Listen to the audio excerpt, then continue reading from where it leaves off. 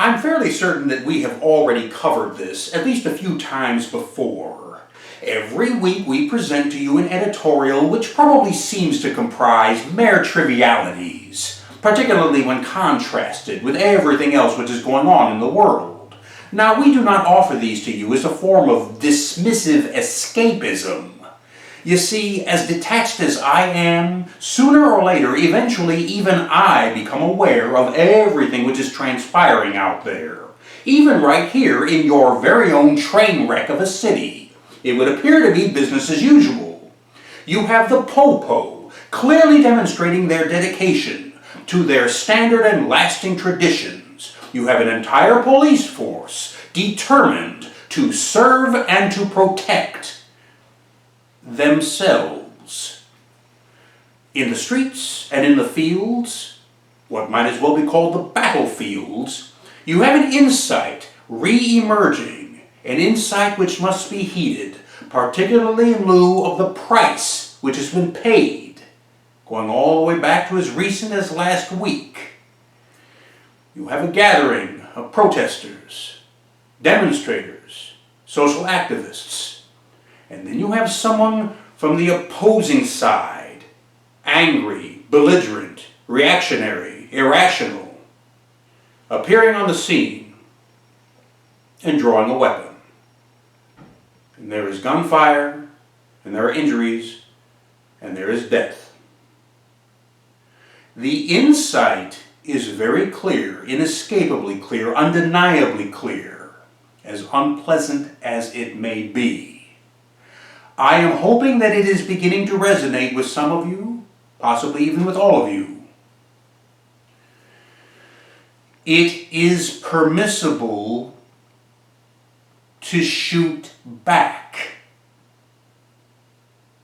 Even those of you who are adamantly opposed to violence, I would imagine, would have to concede that in terms of tactics and strategy, self-defense is a decisively determining factor.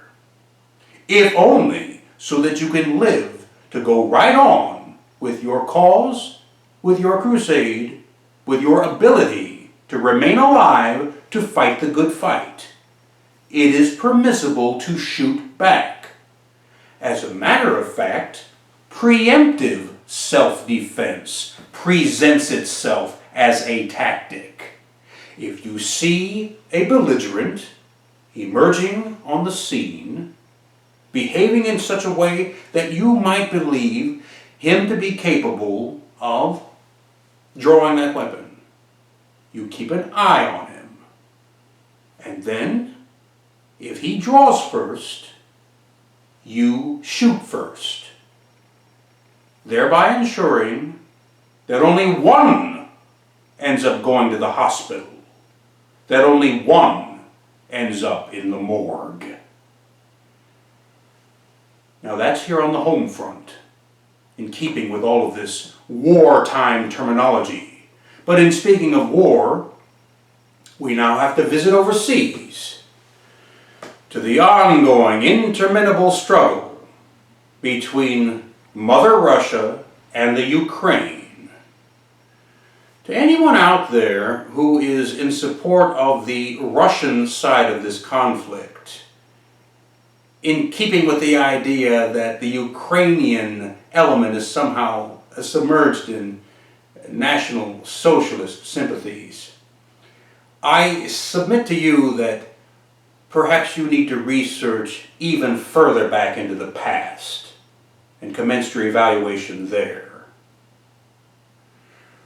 It is likewise my hope that there is another contingency which will not be lost in the shuffle.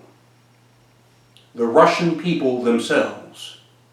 You see, not unlike the rest of the world, even the Russian people themselves are opposed to the political and military agenda of their government.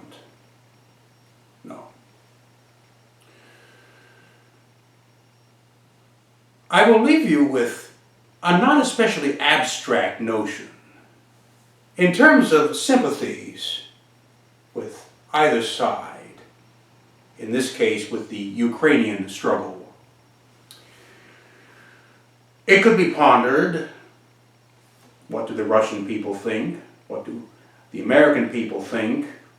What do they think in Fiji? What do they think in New Zealand? What do they think in Zimbabwe? I find myself wondering, with respect to the Russian aggression in this Ukrainian question, I find myself wondering, what do various factions in Afghanistan think about this?